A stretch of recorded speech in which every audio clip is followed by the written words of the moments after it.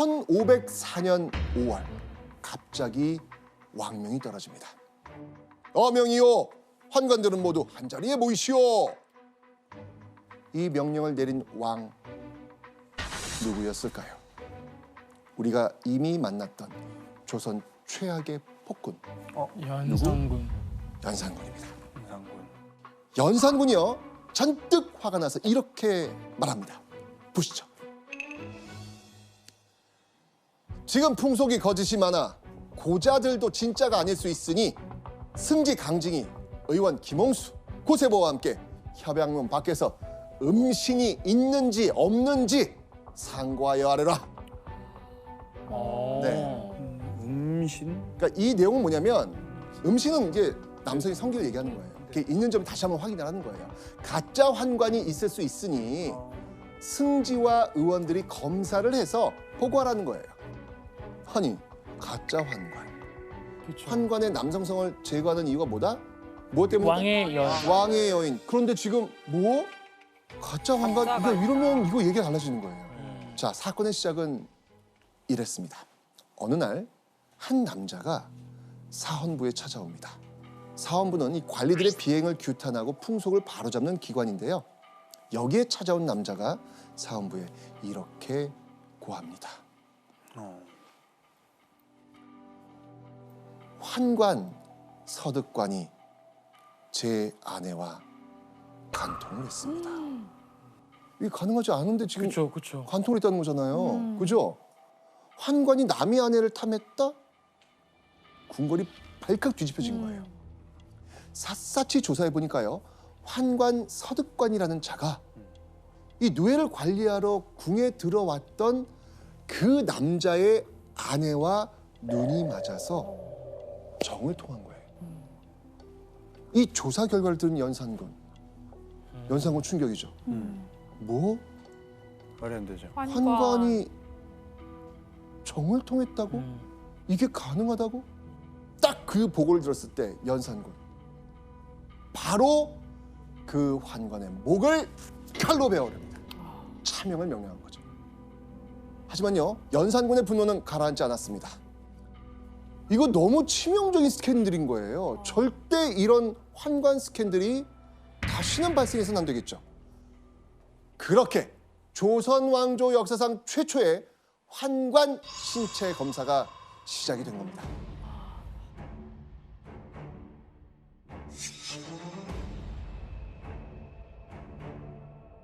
그 죄를 물을 것입니다.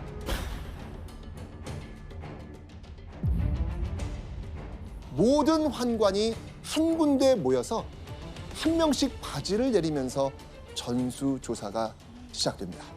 자, 근데요, 네. 놀랍게도요, 한 명이 딱 걸렸습니다. 바로 환관 김세필이라는 인물이었습니다. 와. 그는요, 생식 능력을 가진 채 궁궐에서 일하고 있었던 거예요. 어떻게? 혹시나 이게 말이 안 되잖아 설마 말이 안 했는데. 되죠. 라고 했던 일이 진짜로 생긴 거예요. 연산군은 완전 경납니다. 결국 이 환관 김세필은 물론 그의 부모, 형제까지 모두 벌을 내립니다.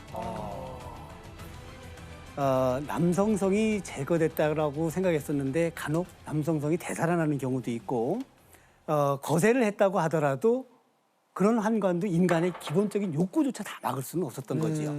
그 대표적으로 조선 태조 때에 놀랍게도 세자빈하고 환관이 스캔들을 일으켜요. 와. 이 사실이 확인되고 환관은 목이 잘리고 세자빈은 궁궐에서 쫓겨나거든요. 그러니까 왕실 입장에서는 이런 일이 발생하지 않도록 엄청나게 단속을 했지만 다 막을 수는 없었던 것 같습니다. 이런 사단을 미연에 방지하고자 환관들이 지켜야 하는 온갖 금기 사항이 있었습니다. 그 중에서도 환관이 되면 절대 먹어선 안 되는 음식이 있습니다. 이겁니다. 정답입니다. 이겁니다. 정답입니다. 비싸네요. 마늘입니다. 와, 진짜 달라다니신다. 아니, 왜 운동하기 때문에 알죠. 자, 좋습니다. 지금 네.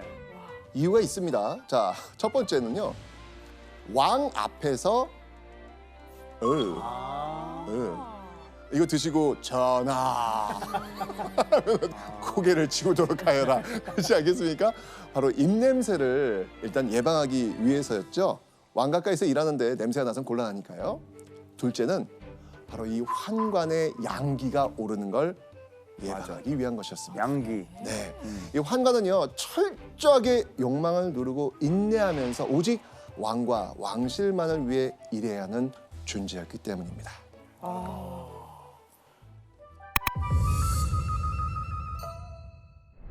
이제 동궁을 위하여 배필을 간택할 때에는 마땅히 처녀를 잘 뽑아야 하겠다. 세계와 부덕은 본래부터 중요하나 혹시 인물이 아름답지 않다면 또한 불가할 것이다.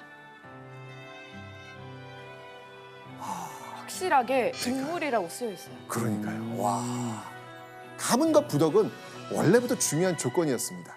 세종은 이 두 가지 못지않게 용모도 중요하다 이렇게 말한 거죠. 자, 그런데 그때 한 신하가 세종의 의견에 반대하면서 이렇게 말합니다. 한 곳에 모여 가려 뽑는다면 아니, 덕을 보지 않고 오로지 얼굴만을 보고 뽑게 될 것입니다. 이때 세종이 뭐라고 대답했을까요? 그거 잠깐 봐서 덕을 어떻게 확인할 수 있느냐? 덕으로 뽑을 수 없다면 용모로 뽑을 수밖에 없다. 이렇게 이야기를 합니다. 바뀌었네요. 저쪽으로 세종 바뀌셨어요 지금요? 바뀌었어. 네, 세종이 이렇게 신중하게 고르고 골라 최종 간택된 세종의 다음 며느리는 집안과 부덕은 물론 용모까지 고려해 뽑은 두 번째 세자빈 순빈 봉씨. 자, 과연 시아버지 세종 마음에 꼭 드는 며느리가 될 수 있었을까요?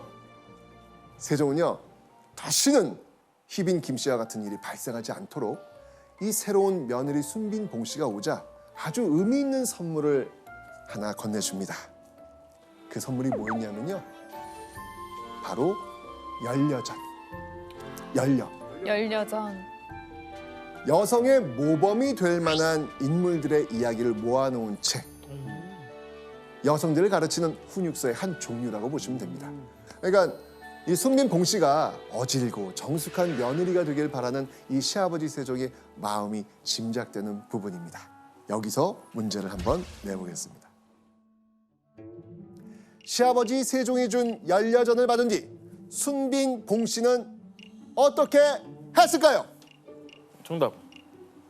조나단, 엄청 잘 읽었을 것 같아요. 엄청 잘 읽었다. 주경야도 해가지고. 주경야독 하면서 조나단 당연히 오다. 정답. 예원 씨. 던져버렸을 것 같아요. 예? 예원 씨가 근데 왜 이렇게 잘 맞춰요? 정답입니다. 잠깐만요. 되게 시작부터 잘못 뽑은 건데? 그러니까요. 뭐야? 세종 시아버지가 준 그 열려전, 네. 그 책을 뜰에다가 집어 던져버립니다. 뭐예요? 뭔 일이야? 부덕을 일이야, 안 이게 봐서 그런 거 아니에요? 덕목을 안 보고 뽑아서? 그러니까. 외모를 좀 보고선 뽑아야겠다고 하다 보니까 오히려 이제 다른 쪽이 좀 그렇네. 된 그런 거예요? 결과가 나온 거죠, 지금은요. 아이고야 이거 어떻게 해요? 내가 어찌 이것을 배우고 생활할 수 있겠는가? 휙! 던져버린 거예요. 이야. 이게 정말 충격적인 게요. 유교사회 조선에서 이 효를 다해야 하는 이 시아버지의 말씀을 거부하고 또 충을 바쳐야 하는 왕에게 불순한 행동을 보인 겁니다. 어떡하냐? 이때 세종의 반응 어땠을까요? 아차차. 또 내보내요? 또 내보내? 근데 이번에는 못 내보내. 못 내보내. 왜요? 이미 내보내가지고 이미 지금 소문이 다 나 있는데. 네. 난 세종인데. 난 세종인데. 내가 또 내보내야 돼. 난 세종인데. 조나단이 맞아요. 며느리의 잘못을 혼내지 않습니다. 사실 세종도 화가 났겠죠. 그런데 따로 불러서 혼내지는 않아요. 그런데 여기서 그치지 않고 더 충격적인 일을 벌입니다. 아이고야. 아유. 순빈봉 씨.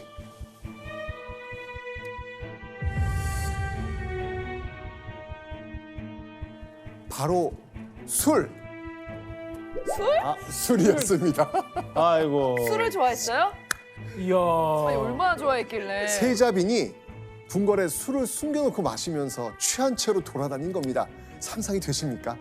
이야. 와. 실제로 순민봉 씨가 얼마나 술을 좋아했는지가 이 실록에 기록이 남아 있어요. 실록이에요? 실록에 순민봉 씨 궁궐에서 지금 술 먹고 지금 해롱해롱 되는 그 장면이 나와 있어요. 한번 보시겠습니다. 성품이 술을 즐겨 항상 방 속에 술을 준비해 두고는 큰 그릇으로 어허. 연거푸 술을 마시어 몹시 취하기를 좋아하며 혹 어떤 때는 시중 드는 여종으로 하여금 업고 뜰 가운데로 다니게 하고 혹 어떤 때는 술이 모자라면 사사로이 집에서 가져와서 마시기도 하며 이야. 어떻게 이런 분이 왔을까? 주정뱅이 아닌가요? 항상 이게 술에 취해 국력에 업혀 다니는 세자빈 이 그림이 그려지십니까? 이야. 와. 그럼 된 이거는 거예요? 솔직히 그냥 바로 소문 났겠는데. 그렇죠. 이거는 뭐 바로 소문나죠. 아유. 이뿐만이 아닙니다. 이 봉 씨는요 질투 때문에 궁녀들을 구타하기 일쑤였어요. 오, 진짜요? 어떤 경우에는 뭐야, 거의 이거 뭐야. 궁녀가 하도 맞아가지고 죽을 지경이 이르는 정도. 여기까지 왔다 그래. 아니 세종의 그 어. 이 안목이 좀 의심이 네. 돼가. 어떡해. 진짜. 아, 완벽할 수 없나 봐요. 열여전을 집어 던지고 술에 취해 돌아다니고 아랫사람에게도 함부로 대하는 며느리. 당연히 이 내용들 세종의 귀에 들어가죠. 들어가지요. 세종도 지금 막 부글부글 끓어오를 것 같아. 근데 이 마음보다 더 중요한 게 있다고 이 세종은 판단한 거예요. 그게 뭐냐면 이 모든 걸 눈 감아 주더라도 왕조를 이어갈 세자의 아들 세손을 빨리 봐야 한다는 마음. 그 마음이 컸던 것 같습니다. 순빈 봉 씨와 재혼했을 무렵 세자 문종의 나이가 16살이었거든요. 그때까지도 지금 자식을 보지 못한 상태였습니다. 그런데 순빈 봉 씨는요. 이 세자 문종과의 부부 사이도 그렇게 좋지 않았습니다. 결국 특단의 조치를 내리게 됩니다. 일단 좋지. 또 다른 누군가를 드려요. 정답. 맞습니다. 어? 아. 어떻게? 명문가 출신의 여인 3명을 세자의 소실로 간택해 드립니다. 세자의 첩을 부를 때는 보통 소실 또는 후실 뭐 이렇게 부릅니다. 정통성 있는 왕실의 후계자는 이 세자빈에게서 태어나면 좋겠죠. 근데 만에 하나 적자가 없는 상태에서 발생할 수 있는 비상사태를 대비해서 아들을 낳을 수 있는 소실을 드렸던 겁니다. 과연 세종이 원하는 대로 됐을까요? 3명이나 드렸는데 네, 되지 않았을까요? 맞습니다.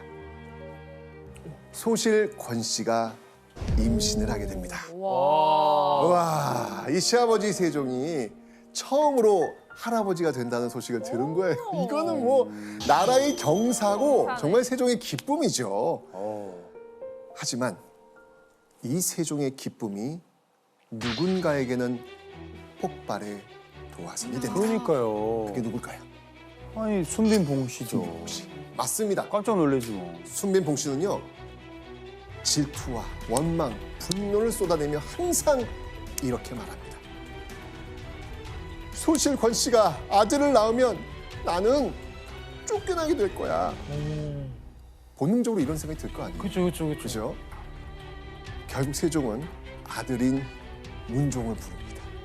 그리고 당부를 하는 거죠. 정처 이 순빈봉 씨에게서 이 아들을 두는 것만큼 중요한 일이 없으니 결코 정처를 멀리해서는 안 된다. 순빈봉 씨에게 마음 좀 써라. 이 얘기를 한 거예요.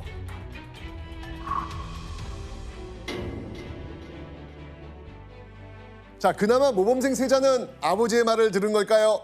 얼마 후 순빈봉 씨의 임신 소식이 들립니다. 아유, 다행이다. 우와. 자, 이 순빈봉 씨가 아들을 낳게 되면 세종의 입장에서는 적장손이 태어나는 겁니다. 세종과 소원왕은 너무너무 기뻐가지고 순빈봉 씨가 편안하게 지낼 수 있도록 거처를 아예 왕비전으로 옮기게 합니다. 오. 최고의 VIP 대접을 네. 지금 막 하고 있는 거죠. 그런데 한 달 후 네. 왕실은 비극적인 소식이 들립니다.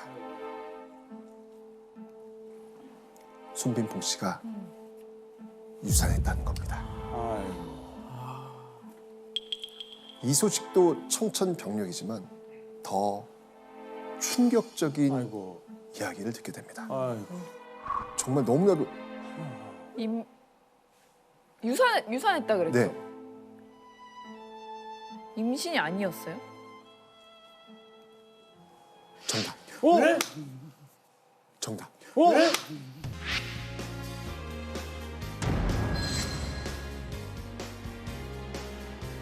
이 소식을 들은 이세종 어떻게 반응했을까요? 이제는 어. 네, 이제는 뭐 그렇네. 이제 안 돼. 끝났네요. 이제- 이제 안 돼. 이번에도 참습니다. 오, 왜 그래요? 마음이 많이 많이 너그러지는데요? 그러니까 예. 그러니까 이게 세자를 유혹하는 비수를 쓰려다 걸린 그 희빈 김 씨가 그 미수에도 불구하고 바로 퇴출된 것과 다르게 두 번째 세자빈 순빈 봉 씨에 대해서는 세종은 참고 또 참은 거예요. 왜 그러시지? 이유가 뭘지 자 실록에 그 세종의 마음이 있어요. 그 엿볼 수 있는 대목이 있습니다. 화면 한번 보시겠습니다. 이렇게 얘기합니다. 두 번이나 폐출을 행한다면 더욱 나라 사람들의 눈과 귀를 놀라게 할 것이므로 나는 이를 매우 염려하여 처리할 바를 알지 못하겠다. 못하겠다. 또 어떻게 며느리를 쫓아낸단 말이야. 이건 내 못하겠다. 아 근데 처리할 바를 아직 못하겠다는 이거에 와 큰 게 많네요 진짜로. 그러니까요. 또 세자변을 쫓아낸다? 그러니까요. 그런 일이 일어난다면 백성들이 너무 놀랄 것이다 라는 내용이죠. 그래서 시아버지 세종은 인내하고 또 인내했던 겁니다.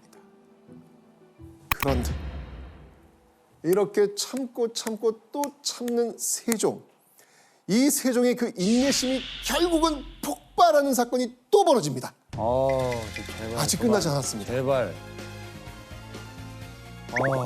자, 과연 이 순빈봉 씨가 무슨 일을 벌인 걸까요?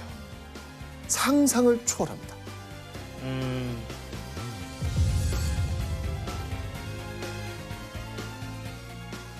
어느 날 이 궁궐 안에서 청소 중인 한 궁녀에게 세자인 문종이 은밀히 다가가 말을 겁니다. 그 궁녀에게 네. 네가 정말 빈과 함께 자느냐? 무슨 말이에요? 그 궁녀에게 이 그림이 지금 그려지십니까? 아니요, 여자와 지금. 여자. 아, 여자. 그렇죠. 아 조선 시대 때 네. 현대 말고 조선 시대 때? 아니 지금 이 순간에 지금 세자 문종이 조선이 문종이 지금 궁녀한테 가서 궁녀에게 물어본 물어본 거예요. 거예요. 너 내 아내랑 진짜 자느냐? 라고 물어본 거예요 지금요. 이 순빈 봉 씨와 한 궁녀가 애정 행각을 벌인다는 소문이 궁궐 내에 파다하게 퍼졌고 문종의 귀에까지 들어간 겁니다. 그래서 문종이 직접 그 궁녀에 가서 확인했던 것이죠. 그 궁녀의 이름은 소쌍이었습니다. 그녀들의 충격적인 만남은 길고 긴 겨울밤 순빈 봉 씨가 궁녀 소쌍을 자신의 거처로 불러들인 겁니다. 그리고 그녀를 제외한 나머지 궁녀들은 들어오지 못하게 하더니 소쌍에게 동침을 요구한 겁니다. 소쌍은 거부했습니다. 이러시면 아니되옵니다. 거부했습니다. 그러나 세자비는 강제로 옷을 빼앗고 눕혀 희롱했다고 합니다. 그리고 그날 이후 순빈 봉 씨는요, 이 소쌍에게 집착하면서 잠시도 곁을 떠나지 못하게 했다고 합니다. 소쌍이 잠시라도 이 곁을 비우면요, 나는 너를 매우 사랑하나 너는 그다지 나를 사랑하지 않는구나 라면서 이 원망하고 화를 냈다고 하네요. 그 집착이 얼마나 대단했는지 소쌍이 나 너무 무서워, 나 너무 무서워 라는 이야기를 할 정도였대요. 부인의 부정한 행실을 감싸더니 차라리 며느리를 2번 내쫓는 편이 낫겠다. 결국 1436년 10월 문종이 재혼한 지 7년 만에 세종은 다시 한번 며느리를 쫓아냅니다. 하지만 이게 끝이 아닙니다. 세종이 쫓아낸 며느리는 이 둘로 끝이 아니었습니다. 둘이나 더 있습니다.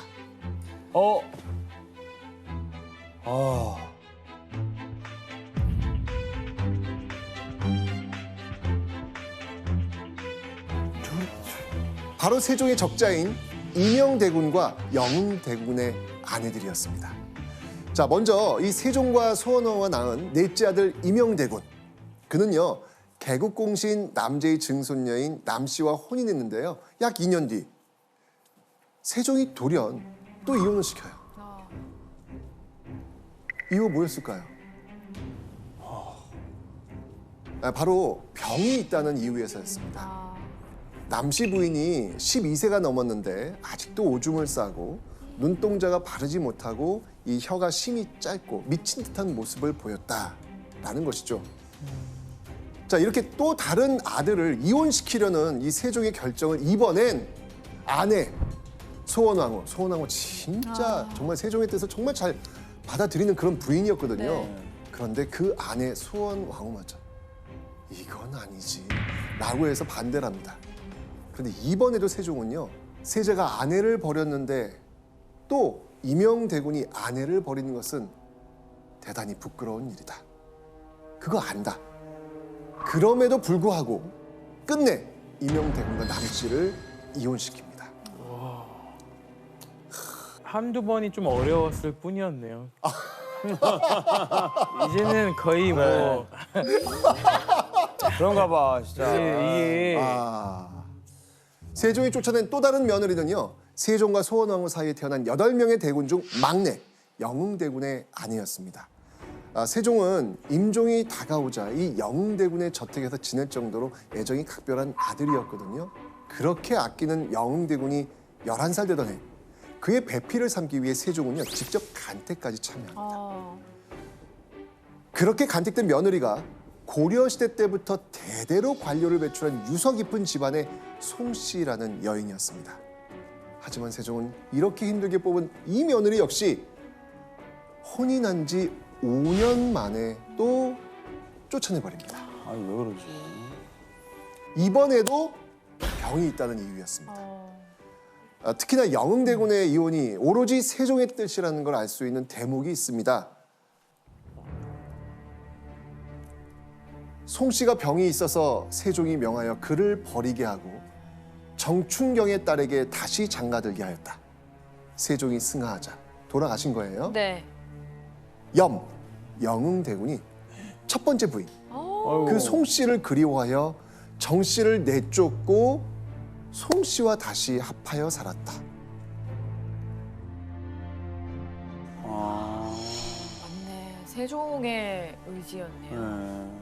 영흥대군은요, 첫 번째 아내와 이 헤어지기 싫었지만 아버지 세종의 명령으로 아내와 이혼할 수밖에 없었다는 사실을 보여주고 있는 것이죠. 애민 정신으로 백성을 사랑하고 돌봤던 세종이 왜 유독 며느리에게는 이렇게 차가운 모습을 보였을까요? 세종의 결정에 영향을 미쳤을 요소들을 한번 알아보도록 하겠습니다.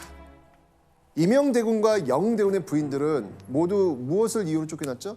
병. 병이었습니다. 병을 이유로 쫓겨났습니다. 고치기 힘든 병을 의미하는 악질은요, 사실 칠거지약.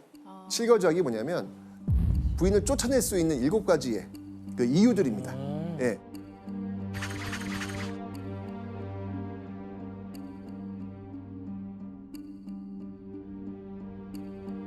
그 중에 병을 의미하는 악질은 이 칠거지약 중 하나이기도 했습니다. 왜냐하면 병이 있으면 자식을 낳고 제사를 받들기 어렵다고 생각해서 아내를 내쫓을 수 있는 이유가 된 거죠. 만기친남.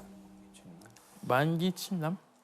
만 가지 일을 친히 살핀다라는 뜻입니다. 그러니까 임금이 모든 정사를 보살핀다는 말이죠. 이 세종은요, 지독한 워커홀릭으로 알려진 왕이었습니다. 뭐 식사할 때도 뭐 반드시 책을 펼쳐 좌우에 놓고 밤중에도 멈추지 않았을 정도였죠.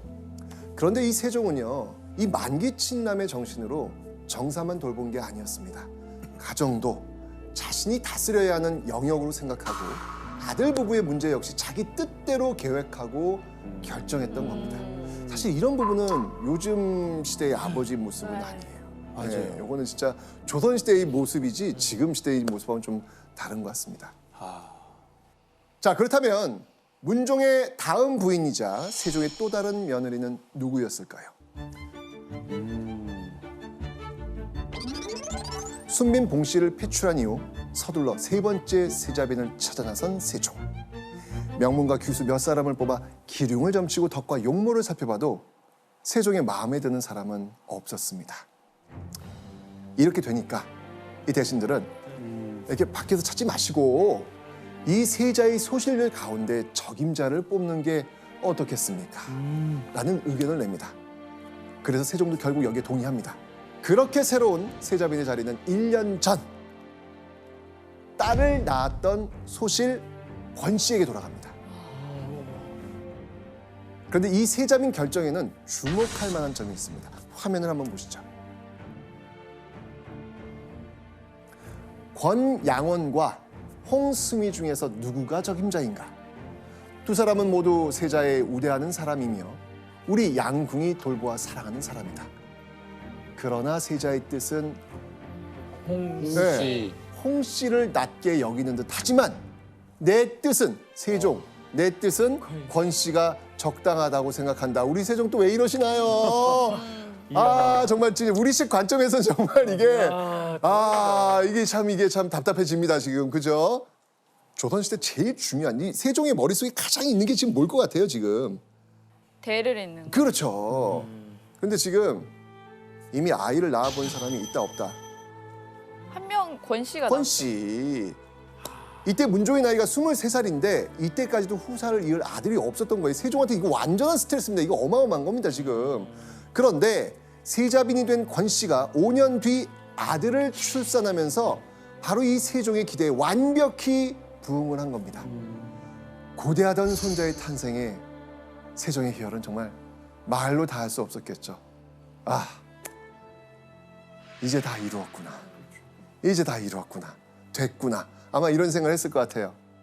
그런데 이 행복은 오래가지 못합니다. 그 손자가 태어난 바로 다음 날 세자빈 권씨가 산후병으로 죽습니다. 어휴. 산후병이요? 예, 그러니까 이제 아이 낳다가 죽은 거죠. 그러니까. 아유. 예.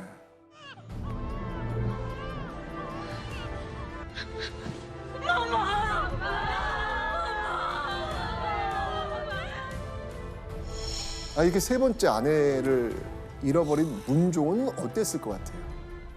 그냥 너무 진짜 살아야 될 것 같아. 그죠? 예, 막 절망감에도 빠졌을 것 같고. 그렇죠. 이후 세자 문종은요, 새로운 아내를 맞이하지 못한 채 왕위에 오르게 되었고요. 세종의 상을 마칠 즈음 죽게 돼서 재위 기간에 왕비가 없었던 유일한 왕으로 남게 됩니다. 어우동이 태어난 곳은요, 한양에 있는 지체 높은 양반집이었습니다. 양반집이었습니다. 아, 진짜? 양반집 네. 딸이었어. 양반 딸이었어요. 공신 집안에다가 지금으로 치면요, 외교부 국장급에 해당하는 승무원 지사까지 지내게 되는 정말 지체 높은 양반, 바로 박윤창이라는 사람의 딸로 태어났습니다. 아니, 그런데 우리가 지금 이야기를 나눌 이 여인은 어우동. 네. 뭐 좀 이상한 점 있지 않으세요? 이름이 어, 성이 다른 거. 성이 다르네. 아버지가 성이 박씨. 씨. 근데 이분 어우동? 뭐지? 그녀의 이름은 박어우동이 아니라 네. 박구마. 어? 박구마로 일단 추정이 되고 있습니다. 박구마. 박구마? 맞습니다. 맞습니다. 아, 그러면 박구마인데 왜 오동으로 부른 거예요? 궁금하시죠? 네. 이게 사실은요, 이게 조선시대 사실 여성들의 이름이 남아있질 않아요. 맞아. 이게 일반적이었는데, 그렇다면 이 어우동이라고 하는 것은 이름이 아니라 사람들 입에 오르내렸던 별명 뭐 이런 걸로 볼 수 있지 않을까라는 생각이 듭니다. 이 어우동의 의미가 뭐냐면 어우동 이게 뭐냐면 같이 어울려서 통하다 또는 이제 야무지지 못하다는 그 얼동의 잘못된 표기다라는 그 다양한 설이 있는데 오늘 이제 편의상 어우동이란 이름을 쓰도록 하겠습니다. 어우동은요 지승문 박윤창 박 선생의 딸이다. 집안이 부유하고 아리따웠다. 그러니까 요 아리따웠다 부분 요거 놓치지 마세요. 네. 네. 조선시대 역사 기록 속에서 여성의 외모를 잘 표현 안 하거든요. 그런데 이렇게 아리따웠다라는 표현이 있을 정도면 진짜 진짜 예뻤던 예쁜 거네요. 겁니다. 네. 자 어쨌건 이 돈, 집안의 명예, 미모까지 정말 조선시대에 남부러울 것 없던 그런 여성입니다. 그죠? 그럼요, 예.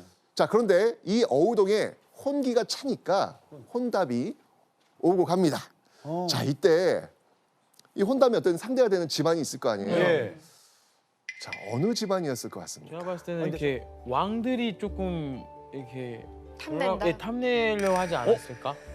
그렇게도 해요? 예, 왜냐면은 그 박 선생이라고 이렇게 딱 존칭하는 거 보니까 오호. 되게 유능한 분 같은데 이제 왕 쪽에서도 좀 사돈 맺으면 좀 그래도 좋으니까 한번. 왜냐면 외교부 장관급이라고 했잖아요. 그렇죠. 거의 비슷했습니다. 왕이. 맞습니다. 바로 조선의 왕가에서 응. 연락이 옵니다. 우와. 네, 왕가에서요. 태종 이방원. 자, 그의 아들들 효령대군의 아들 영천군이 있고요. 영천군의 아들 태강수 이동. 바로 이 태강수 이동은요. 태종 이방원의 증손자. 말 그대로 조선의 로열 패밀리 바로 이 사람에게 연락이 온 겁니다. 어우동과 함께 결혼하면 어떻겠소? 이런 손자 며느리.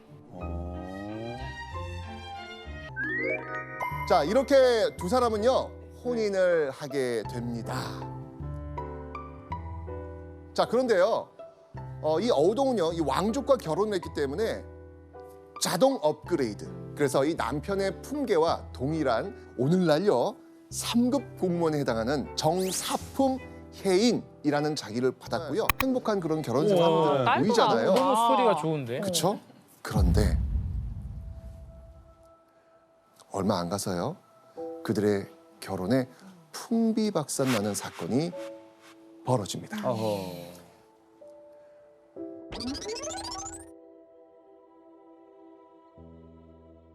이 어우동의 남편이 네. 태강수 이동이 난 이런 여자는 못 살겠다 라고 어우동을 쫓아내버려요. 쫓아내요? 쫓아내버려요. 자 여기서 문제 나갑니다. 보시죠. 남편 태강수 이동이 어우동을 쫓아낸 이유가 있습니다. 어떤 불륜의 현장을 목격한 거예요. 그 당시 오! 딱 목격하고 너무 화가 나서 쫓아냈다. 조나단 정답! 와, 진짜? 불륜을 목격했어요? 맞습니다. 이 어우동이 남편을 두고 외간 남자랑 바람을 피웠다는 거죠. 야, 간 큰 상.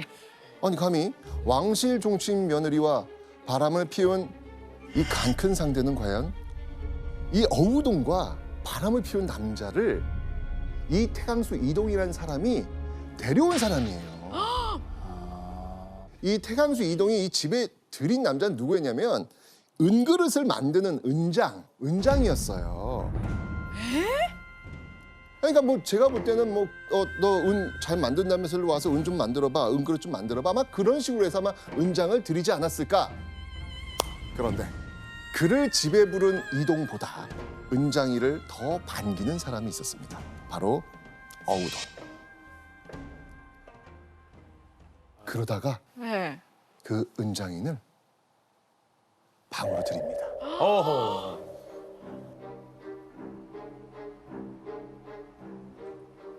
어우동이 그 은장이 그를 좋아해 매번 남편이 나가고 나면 계집종의 옷을 입고 장인 옆에 앉아서 그릇 만드는 정묘한 솜씨를 칭찬했다. 마침내 내실로 끌어들여 날마다 마음대로 음탕한 짓을 하다가 눈치를 보고 남편이 돌아오면 아이고. 몰래 숨기곤 했다. 자, 그런데 어제 들었을 때는 너무 화가 나는 상황이잖아요. 맞아요. 자, 근데 중요한 게 있어요. 자, 지금까지 이야기는요. 성현이 쓴 그 용제 총화에 적힌 태강수 이동의 주장입니다. 이거 뭐야 이거? 남자 쪽 주장이네요. 그렇죠. 자, 이 이야기의 반전을 한번 들여다보도록 하겠습니다. 조선왕조 실록에도 이 기록이 있습니다. 어떻게 실록에 이 기록을 쓰고 있는지 한번 보겠습니다. 이거 궁금하다. 태강수 이동이 아하. 연경비라고 하는 기생을 매우 사랑해서 그 아내 박씨를 버렸습니다. 대저 종친으로서 첩을 사랑하다가 처의 허물을 들추어 제멋대로 버려서 헤어지는데 한편 그 단서가 열리면 폐단의 근원을 막기 어렵습니다. 기생이랑 바람나서 어우동에게 나가라고 한 거죠. 그렇죠. 그거예요, 지금요. 이 사건, 이 태강수 이동이 연경비에 푹 빠진 이 사건을 왕에게 고한 거예요. 자, 여기 지금 자, 그러니까 왕실의 이 족보를 편찬하고요. 왕족의 허물을 살펴 잘못을 규찰하는 감찰 기관입니다. 야, 그런 기관도 있었어요? 자, 지금 종부 씨가 뭐라고 얘기했냐면 폐단의 근원을 막아야 합니다라고 했거든요. 그게 무슨 말이냐면 태강수 이동같이 이게 기생한테 빠져가지고 아내를 버린다? 이런 일이 많아지면 어찌 되겠습니까? 이 사회적으로 문제될 수 있으니까 이 문제를 근본적으로 아예 처단해야 됩니다. 라고 이제 보고를 한 거죠. 근데 참 독특하지 않아요? 무슨 왕한테까지 이런 이혼 문제 뭐 이런 이야기를 보고를 해? 그러니까. 네. 자, 이 조선시대는요, 이유가 있어요. 네. 양반 이상의 신분이 이혼을 하려면 원칙적으로 왕의 허락을 받아야 돼요. 와. 네. 원칙적으로 왕의 허락을 받아야 돼요.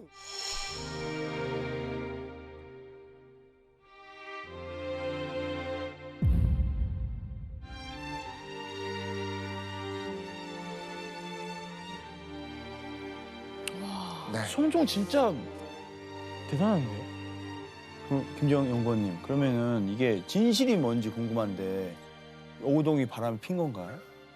피지 않았죠. 피지 종부시, 않았다고? 네네네. 종부시에서는 어우동이 그 은장이하고 바람을 피우지 않았다고 그렇게 판단을 한 거예요. 네네네. 그리고 또 성종도 종부시의 의견을 듣고 또 똑같이 재결합하라고 그 얘기를 하죠. 기생 첩에게 푹 빠져서 철을 버린 남편 태강수 이동의 잘못이 크다고 공식적으로 인정했다고 볼 수 있어요.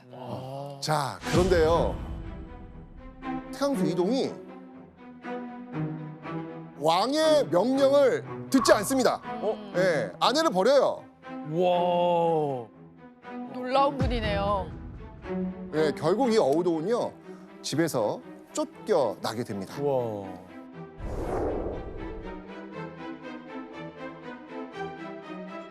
반면 이 재결합하라는 그 왕의 명령을 어긴 이동은요, 또 이 3개월 후에는 또 자기를 돌려받기까지 하죠. 자, 이 부부 관계가 이미 파탄난 상태였기 때문에 사실 이 재결합하라는 그 어명은 실질적 효과는 없었던 겁니다. 자, 어쨌건 이 어우동은 지금 쫓겨났어요. 자, 근데 문제가 생겨요. 왜냐면 이 조선시대는 남편 없이 혼자 이 경제적 자립을 할 수 있는 상황이 아니었던 거죠. 아이고야. 그러니까 남편과 사별을 했거나 차라리 공식적인 이혼을 했다면 재혼을 하고 새 출발하면서 좀 생계를 유지할 수 있었을 때 이게 불가능해진 거예요. 자, 그런데 이때요. 홀로 이 슬퍼하는 이 어우동을 안타깝게 지켜본 사람이 있었습니다. 누구였을까요? 바로 여종이었습니다. 어우동이 너무 슬퍼하고 막 울고 정말 힘들어하니까 이 모습을 지켜본 이 여종이 이 어우동의 슬픔을 달래주기 위해서 어우동한테 한 가지 제안을 합니다. 제안. 사람이 살면 얼마나 산다고 이렇게 상심하고 탄식하고 계십니까? 오종련이라는 사람이 일찍 출세해가지고 이 사원부의 도리가 되었고 용모도 아름답기가 대강수보다 월등히 낫고 좁게도 천하지 않으니 배필을 삼을 만합니다. 좁게라고 하는 것은 이제 그 집안의 어떤 그 혈통 뭐 이런 거 천하지 않으니 나쁘지 않다는 이야기죠. 제가 한번 다리를 놓아보겠습니다. 오. 이 어우동은요 여종의 이 제안을 듣고 네. 마음이 흔들렸나 봐요.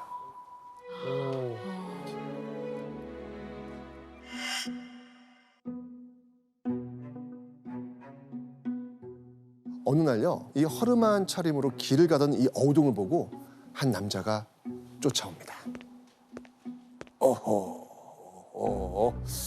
너무 아름다운 거예요. 어우동이 한눈에 반한 겁니다. 이때 어우동 돌아보면서 어떤 반응을 보였을까요? 이제 정반대의 삶을 산다고 그렇죠. 했으니까 받아들였을 것 같아 뭔가를.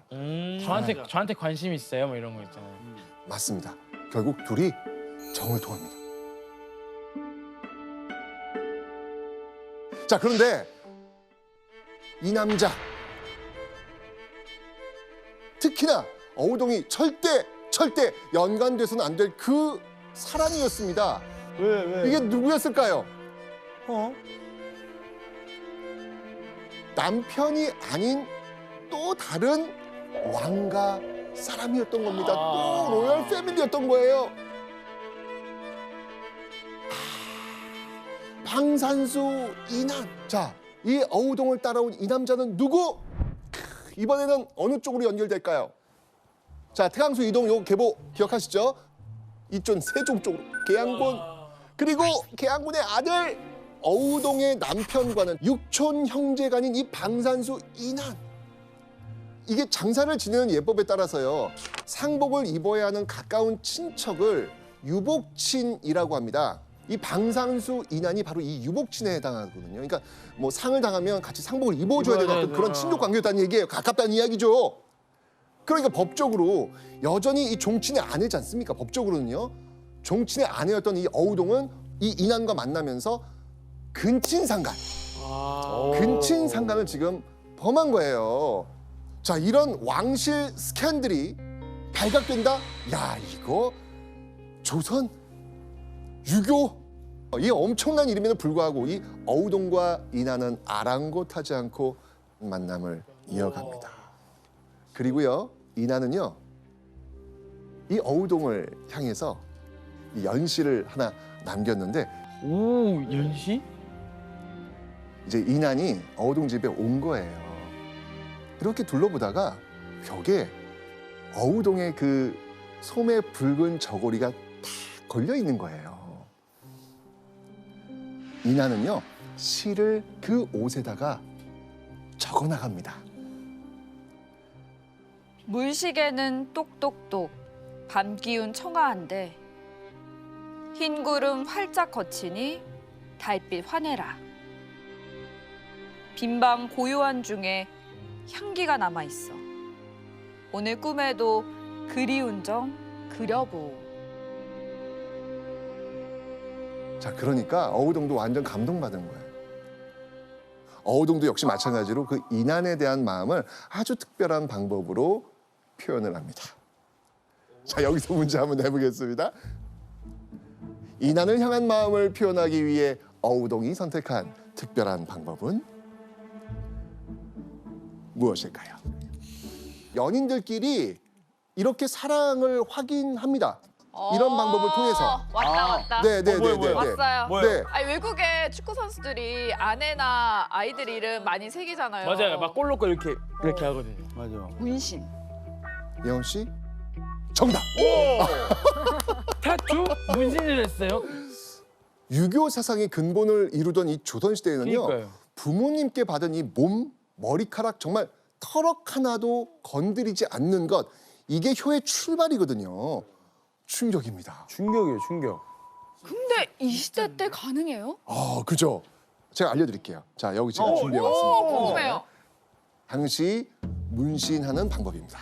자,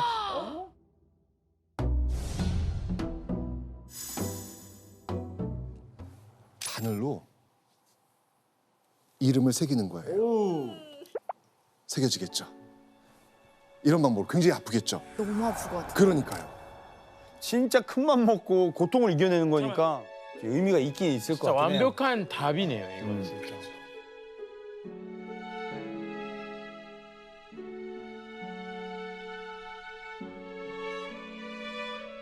그런데요. 여기서 또 한번 반전이 이어집니다. 이 어우동 몸에 새겨진 남자의 이름은 방산수 이남만이 아닙니다. 와. 아이.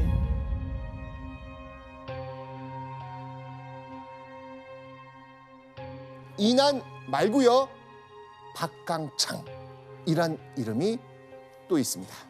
이 사람은 이제 지금으로 따진다면 뭐 전도 유망한 뭐 의대생 학생 정도 아. 되는 신분의 남성이었는데 괜찮았나 봐요, 이 남자가. 네. 어우. 사랑에 빠지네. 네. 근데 지금 이난 이름 새겼잖아요. 생겼잖아요. 네. 그러니까 다른 쪽 팔에 다른 쪽 팔에 박강창이란 이름을 새깁니다. 자, 그런데요. 문신이 여기서 끝이 아닙니다. 왜 그만? 하급 관리 가미양이라는 인물을 만났을 때 다시 이 남자와 사랑에 빠집니다. 그의 이름을 역시 문신으로 남기고 싶었던 것이죠. 이번에는 등입니다. 야, 등에다가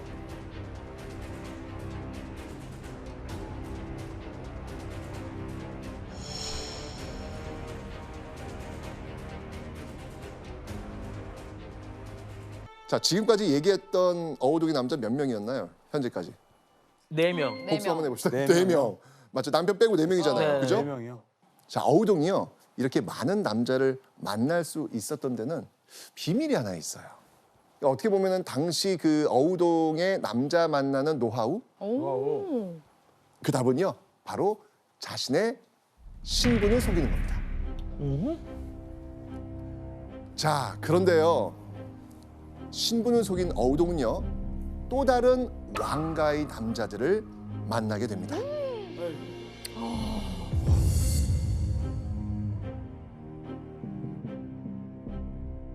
자, 보겠습니다. 네. 태종의 형이죠. 정종 쪽으로 연결이 됩니다. 정종의 이제 아들들이 이제 연결이 될 거 아닙니까? 어우동의 새로운 남자는요. 남편과 같은 학렬의 시아주버니 수산수 이기였던 것이죠. 즉 정종의 증손자였던 것입니다. 이번에 수산수 이기와 어우동이 만난 날은 어떤 날이었을까요? 바로 단오날입니다. 단오날. 단오날. 이 곱게 차려입고 그네를 타러 나간 이 어우동을 보고요. 역시 수산수 이기가 한눈에 반해버립니다. 그리고는요. 이 어우동 곁에 있는 여종에게 또 여종이 또 이게 또 알아서 전달 잘하지 않습니까? 이 여종에게 그 왜 춘향 전에 그 몽룡이가 향단이한테 이게 물어보듯이 야 저기 저 여인 뉘짐이 여자냐 이렇게 물어본 거예요. 여종이 뭐라고 대답을 했을까요? 아, 저 여인이요 내금이 첩입니다. 하급 군인의 첩. 양반집 딸이라니까요, 이 어우동은요. 그런데 지금 속였네요. 속였네. 자 이러면 종친이 생각할 때 하급 관리의 첩?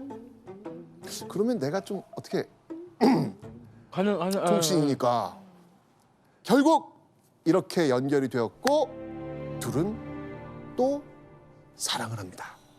오. 이거 근데 이거 진짜 그 사랑과 전쟁 같은 사랑과 드라마 전쟁. 그 대본 같지 않습니까 이거 네. 지금? 자 그런데요 문제가 또 있어요. 왕가의 사위와 만남을 가집니다.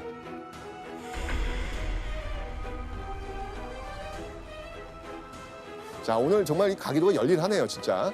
영천군의 그 아들이 태양수 이동이었잖아요. 근데 영천군에 또 이 형제가 있습니다. 보성군이라고 있습니다. 이 보성군의 아들로 연결이 됩니다. 자, 그래서 보성군의 아들 춘향군인데 태강수 이동하고 지금 춘향군 사촌 사이잖아요.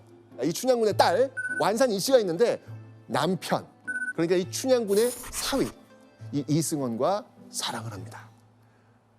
와, 이거는 어떻게 보면 어우동의 자식벌이지 않습니까? 이게 그러니까요. 지금. 그죠? 예.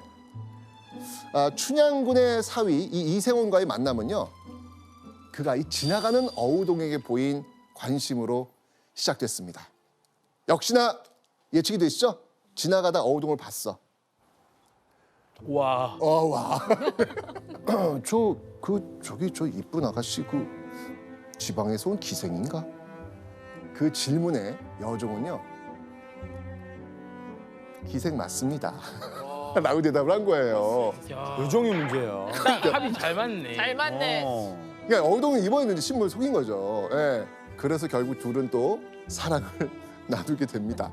네. 연구 언니, 근데 왜 이렇게 신분을 속이면서 어우동은 남자들을 만난 걸까요?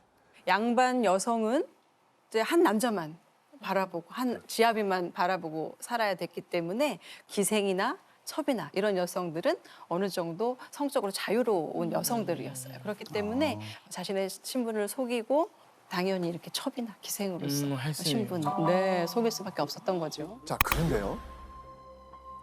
태종의 희망이 산산조각나는 사건이 또 터집니다. 지금까지와는 차원이 전혀 다른 문제가 터집니다. 조선의 세자가 절대 해서는 안 될 일을 양령이 저지른 겁니다. 조선을 뒤흔든 초유의 세자 스캔들.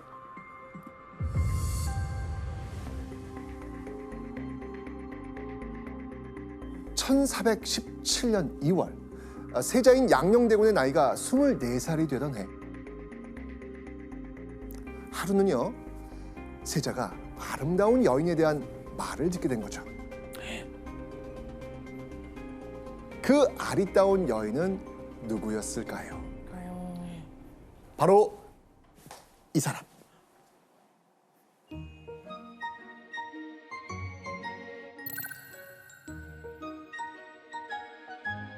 어리의 자색과 재해가 모두 뛰어났다고 칭찬하였다.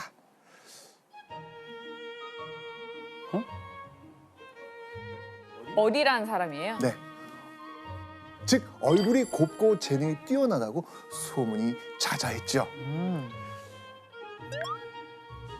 사실 실록에 아주 예쁘다라고 표현한 사람이 몇 명인 줄 아세요?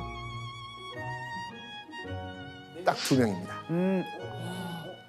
바로 장희빈과 어리. 아, 딱 둘이에요. 아, 근데 네, 두 예전에 우와, 몇명 배운 것 우리 같았어. 장희빈 했었잖아요. 맞아요. 그러니까요. 2명이구나. 어리. 자, 그런 어리의 소문이 하하 이 또 이 세자 귀에 들어간 거죠.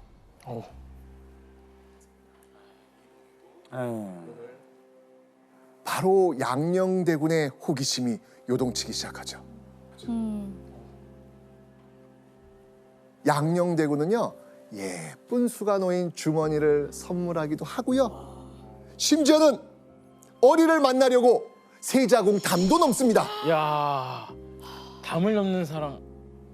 어떻게든 이 어리의 마음을 얻고 싶었던 것이죠. 결국 어리를 세자궁 안까지 데려와서 몰래 만나는데 성공합니다.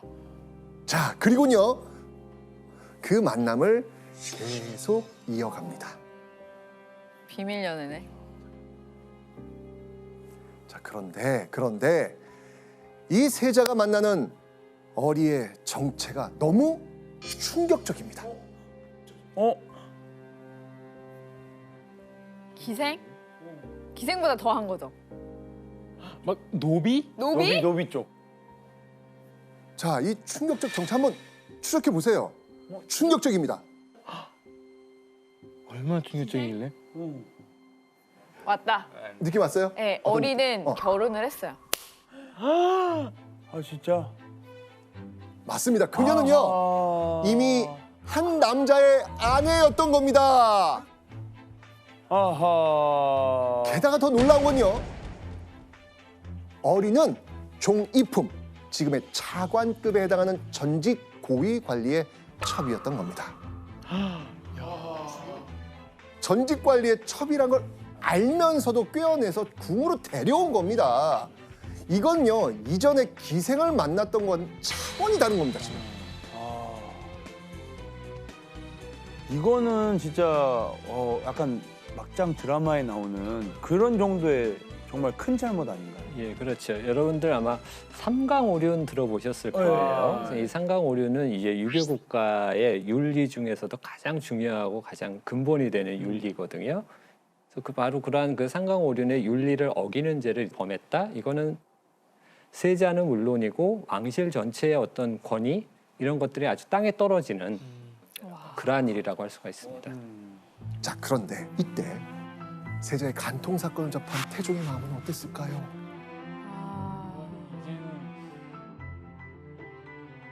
어리라는 여인은 지금 어디 있어?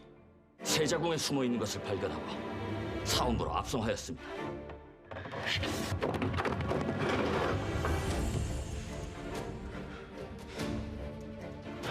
분노한 태종은요 양녕대군과 어리가 만난 걸 도와준 사람들 모두 잡아들여서 아주 잔혹하게 국문합니다.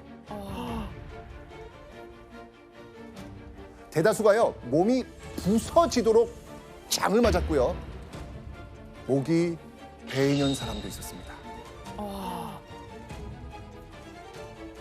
그 전에는 그냥 회초리만 했는데 지금 어떤 일이 벌어진 거예요? 목이 베었으니까. 죽이기까지 한 거잖아요. 너무 화내셨다 이거. 지금까지와는 차원이 다른 태종의 분노. 당연히 세자 양녕도 두려울 수밖에 없었겠죠. 자, 태종은 이번 사건 어떻게 처리했을까요?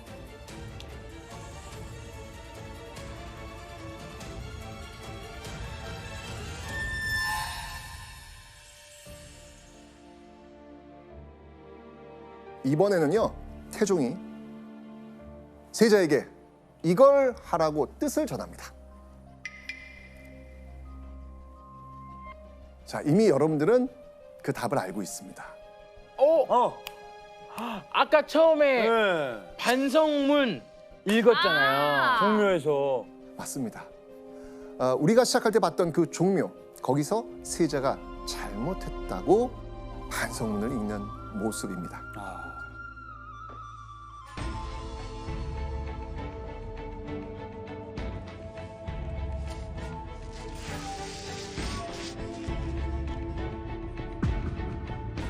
겸손함을 잃고 법도와 예의를 무너뜨려 국사를 혼란코자 한 죄 그옵니다. 이 나라 조선들 위해 헌신하는 것으로 그 죄를 씻고자 하나이다. 아 이게 이래서 이랬구나. 뭐 당시 양녕대군에게 이보다 더 낯뜨겁고 부끄러운 처벌은 없었을 겁니다. 그리고 세자는요, 절절하게 반성하면서 이런 맹세까지 합니다.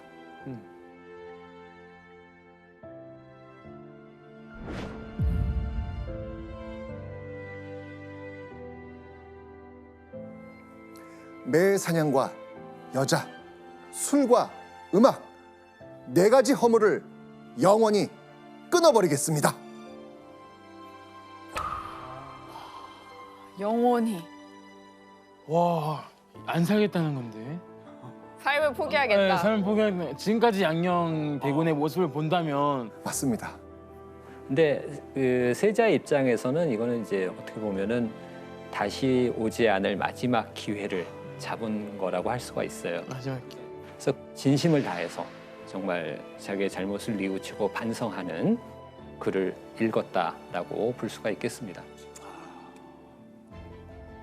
세자가 공개적으로 반성문을 읽도록 하는 정말 극단의 조치까지 쓰면서 세자인 큰아들이 바뀌기를 원했던 거죠.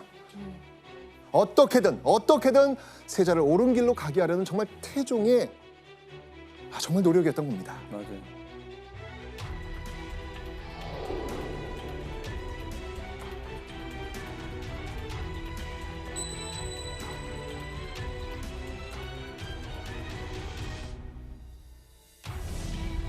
자, 그로부터 1년 후 1418년 3월 태종은 다시 한번 충격적인 양녕대군의 소식을 듣게 됩니다. 오, 아니네? 예원 씨, 어리를 만나서 아기를 낳아요. 정답!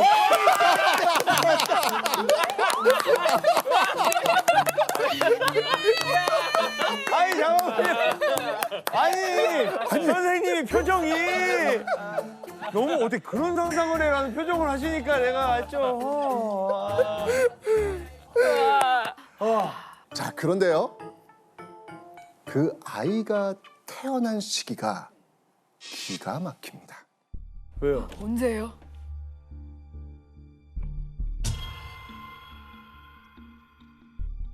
양녕대군이 1417년 2월에 반성문을 읽었거든요. 그런데 1418년 2월에서 3월쯤에 아이가 태어났다? 2월, 3월? 근데 2월, 3월 반성문 읽었잖아요. 그러면 보통 5월이나 6월에 임신이 된 거예요.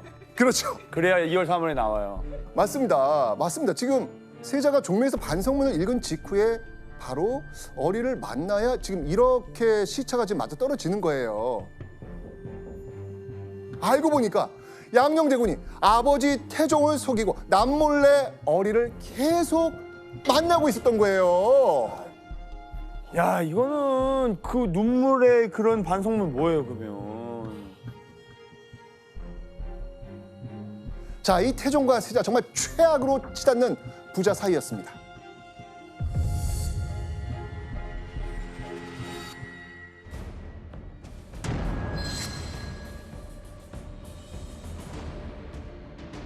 그렇게 몇 개월 후 어느 날이었습니다. 태종이 세자를 향해서 아주 충격적인 말을 합니다.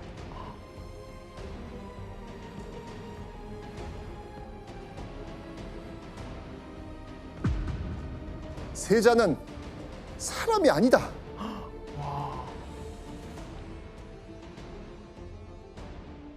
자, 그렇게 믿었던 양녕대군이 또 다시 일을 벌인 겁니다. 이번엔 또 무슨 일이었을까요? 자, 한번 확인해 보도록 하죠. 아이고야.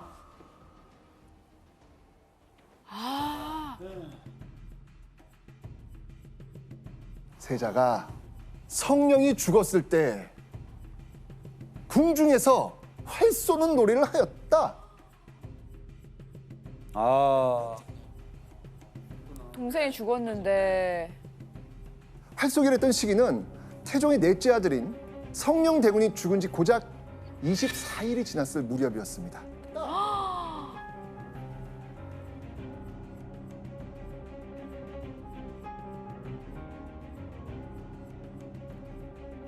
그렇게 큰 상실감에 정말 힘들어하고 있는데 자신이 그렇게 온 마음으로 감쌌던 큰 아들이 일국의 세자가 동생의 죽음을 애도할 기간에 활쏘기 놀이를 했다. 사람으로서는 할 수 없는 행동이죠. 정말 심장이 갈갈이 찢기는 그런 느낌이었을 겁니다. 사실 세자도 좀 꺼림직하긴 했어요. 꺼림직해서 이제 자기 스승이 되는 관원에게 나 활 쏘고 싶은데 나가서 좀 쏴도 될까요? 물어봤는데 안 된다고 했어야 되는데 3, 7일이 지났으니까 쏘셔도 됩니다. 아이고. 이렇게 얘기를 한 거예요. 그래서 이제 세자는 또 그 말을 듣고 나가서 쐈는데 이게 결국은 이제 큰 사단이 된 거죠. 이게 세자에 대한 이 태종의 분노와 실망감은 걷잡을 수 없이 커집니다. 태종의 인내심이 드디어 한계를 넘은 거죠. 결국 태종은요, 세자를 벌주기 위해서 세자 곁에서 어리를 떼어내고요. 쫓아내버립니다. 그리고 세자가 세자궁에서 마음대로 외출할 수 없도록 명합니다.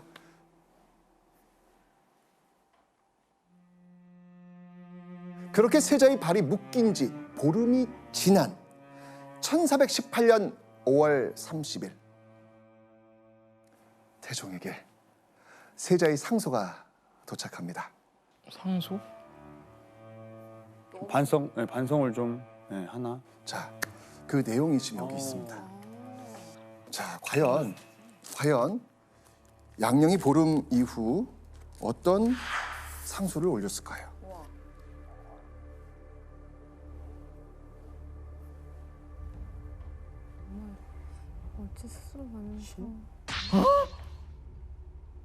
아니 잠깐 이게 무슨 하지 않으세요? 와, 이거는 아버지한테 이게 말이 됩니까? 지금 이 상황에서?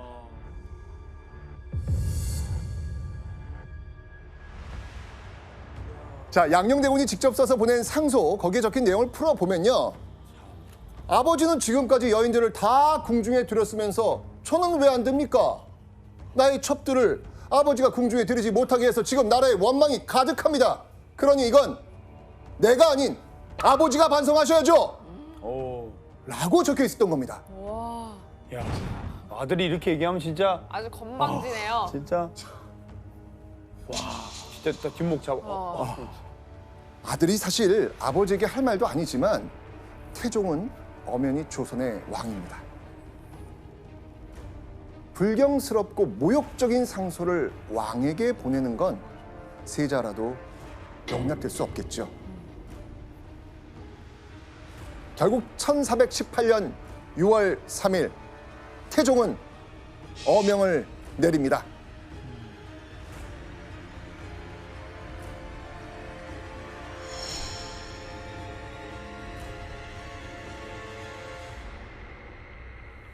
세자를 폐하여 경기도 광주로 추방하라. 와 드디어. 야, 드디어. 결국 태종은 자신의 손으로 세웠던 조선 왕조 최초의 적장자 세자를 자신의 손으로 패했던 겁니다.